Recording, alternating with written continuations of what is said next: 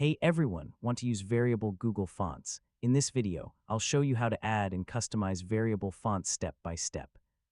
First, open the Google Fonts website and find a variable font that supports flexible font settings. Next, select the font and download it or copy the web embed code if you want to use it on a website. Now add the variable font to your project.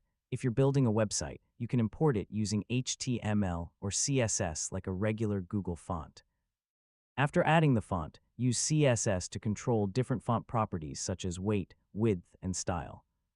Variable fonts allow you to adjust multiple font settings from a single font file instead of loading many separate font versions.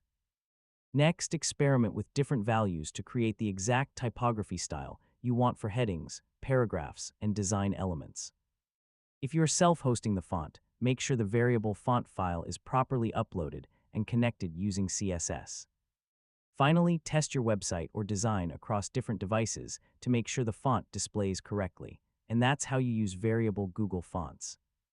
With flexible controls and fewer font files, variable fonts can help you create modern designs while improving performance.